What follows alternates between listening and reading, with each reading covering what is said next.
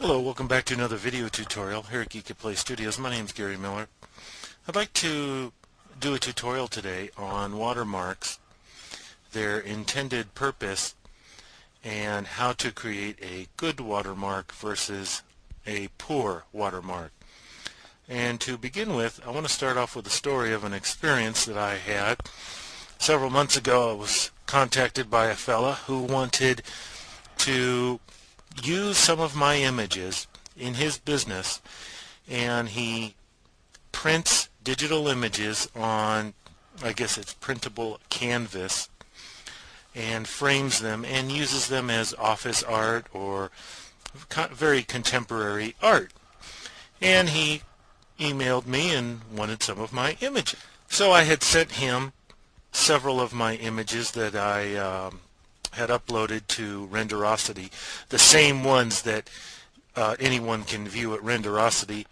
Those are what I had sent him to see if those were indeed the ones that he wanted. And the reason why I sent him those is because, well, essentially I wasn't giving him anything that he couldn't already obtain on his own, so I wasn't overly concerned with protecting those images, so I didn't watermark them. He said that he liked some of my images and that he wanted some full-size ones, and that he would be sending me a contract to sign, a legally binding contract to protect myself and my work. And after about a week or so, I emailed him back, "Hey, where's that contract?" He says, "Well, send me the images and I'll send you the contract."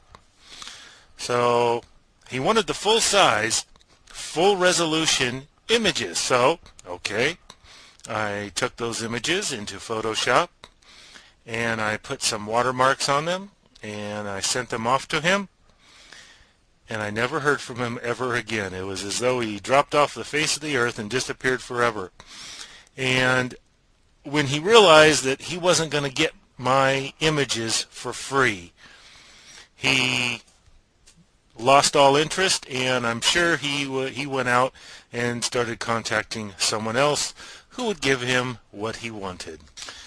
And over the years, I've seen hundreds and hundreds of images online, and many people watermark their images, and I have always been struck by how poorly the watermarks have been. And I want to show you typically what I see for a watermark. Someone will take a word, watermark, or their own name or whatever their copyright that they put on their images, and they'll just lower the opacity a little bit and put it in a spot that they think is going to not cover up the scene but somewhat protect it and make the watermark visible at the same time. Well, something like this I've seen many times, and I have to say that yes, they have created a watermark, but they have created a watermark that offers zero protection. And I say that because it is very easy to defeat and remove a watermark like this. The reason why is, and I'm not going to get into removing a watermark, that would seem it would run counter to the purpose of this tutorial, but I will say this, and that is, to remove a watermark you can either use your cloning tools or your spot healing brush, and another way is to simply select the area that has been watermarked. So if this was my image that I wanted to protect, well, for one, all I have to do is use the exact same font, size it up, make it the same size as the watermark that's on the image, and it may take a little playing around with, but you get the idea. And so all I have to do is create a selection of this text that I just created, And let me see if I can do that. Create selection from this. Maybe I'll just, there we are. Now that I'm on the digital image, I have just created a selection of the watermark, and then I can deviously begin getting rid of it. And that is not the best way to protect your work. So I want to go over some methods that are strongly recognized as some of the best ways to protect your work, especially when you ship it off, email it off, send it to someone, entrusting them to print it for you or for review. Probably wouldn't want to print something with a watermark. So the first thing that you want to take into account is what font are you using. In this watermark here, I'm using Times New Roman, and I don't think there is a font that is more common on every single computer than Times New Roman. One of the first things you may want to consider when you're creating a watermark is to use a font that is not common. So hit the websites that give out, that allow you to get free fonts, and find something that still looks professional, but that most people would not have. It makes it just a little bit more difficult for a person to create a selection from your of your watermark and try to erase it. The second thing is the orientation, where you place your watermark. Now, obviously, the first thing you want to consider is where to place it on your image so that it does not detract or ruin your image, but at the same time it is still visible. Well, one of the things that is strongly recommended is to give it a slight tilt. Angle it a little bit. Again, only you know what angle that you created this watermark on, and it's just one more step that someone will have to go to if they want to erase the watermark on your image. So that's the orientation aspect. The next one would be location. Where can you put it on your image so it can do the most serve the most use and protect your image the best? Well, without giving away some of the devious secrets on removing watermarks,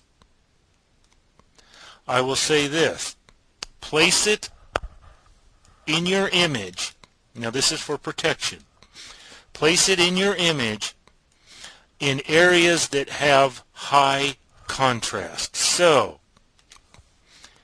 the contrast between the castle and my sky is very high. The contrast between the foliage here and my sky is very high. So in taking into account where I want to put my watermark, one, for high contrast, and two, to make it as difficult as possible for a person to use a cloning tool, I'm going to put it right up here because it covers my sky, it covers my foliage, and it covers over the castle. So if I were to post this on the internet in a large format, and I would want to protect it, this would be where I would put it because it would serve the greatest amount of protection. The last place I would put it would be here, because all of this area here is identical. It's all foliage. And probably in 2 minutes or less I could take a clone brush and just clone all of this away, leaving little, if any, evidence behind that there was a watermark here and that I had erased it. Now, it is true, we're going to go through some steps here to create a foolproof watermark, but I have to right up front say that there is no security system that is foolproof. Anything can be circumvented. But the intention here is to create a watermark so that if someone is going to go through the work of removing it, we're going to make it as difficult for them as possible in an attempt to deter them from spending all that time. Most thieves look for something that's easy to obtain. They are opportunists.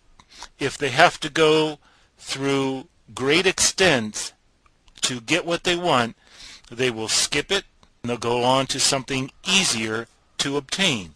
So there is no foolproof way to completely protect your work unless you just leave it on your hard drive and never show it to anybody, never post it on the internet.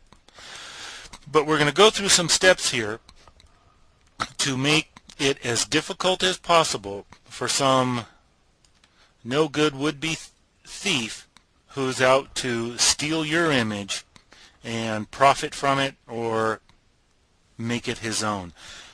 First thing I want to do is, the white color is okay, but the first thing I want to do is I want to click and bring up my layer styles here. And I'm going to add a bevel and emboss. Now you can play around with the styles here, find something that you like, but I'm just going to leave it on the default here. Maybe I'll increase the depth and the size of it a little bit. Probably not too much. And I'm going to click on stroke. And let's give this a color that is already in my image that would make it look good. So I'm going to click on that and let's see what I got. That looks okay. I'm going to click on it again and now let's give it an outer glow. Just a slight little outer glow so that any would-be thief has to go through one more step in removing this watermark, especially if he wants to create selections from it using, say, the magic wand tool. We're just going to make it that much more difficult for him. There we are. Okay. Now, you'd probably be tempted to use the opacity and bring the opacity down.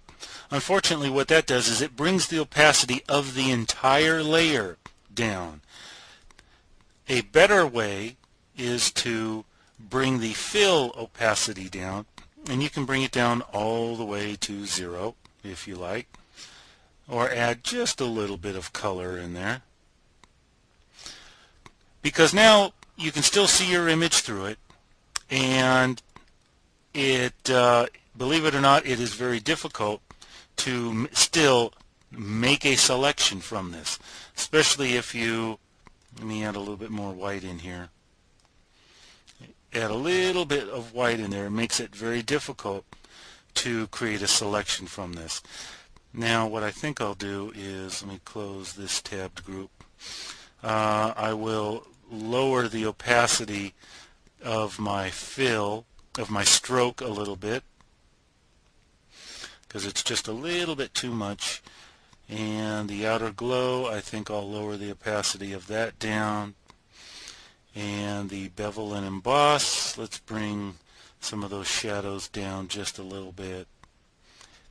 And so now we have a watermark that is very difficult to make a selection from and try to duplicate. Here's another suggestion. Somewhere in here, choose a letter and then choose a different font for that letter.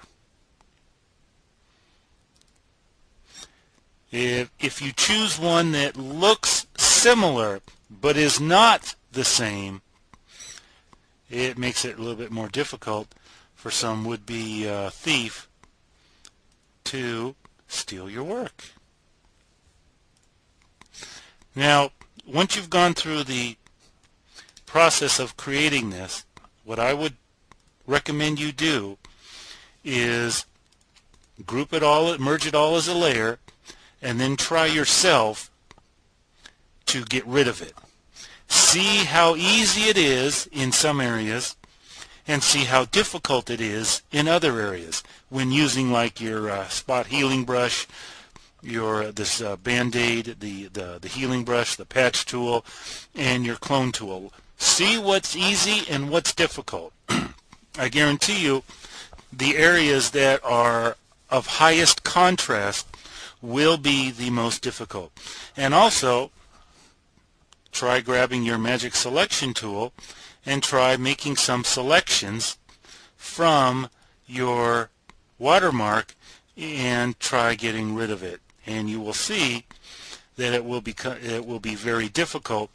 And if it is easy and you are able to defeat this little security measure, then you need to go and make some adjustments to your watermark and find out what will make it more difficult, or where you can place your watermark to make it more difficult to circumvent your security measure. So that's creating as safe as possible watermark in Photoshop, and you can exercise the same techniques in whether it's GIMP, Photoshop, Paintbrush Pro, etc., even Painter. So I hope this tutorial has been of great benefit for you in protecting all your hard work. They're your renders. You spent the time in creating them, and if you spend just a few moments creating a secure watermark, you can protect your investment. So thanks for watching this tutorial here at GeekatPlay Studios. My name's Gary Miller. Have a good day.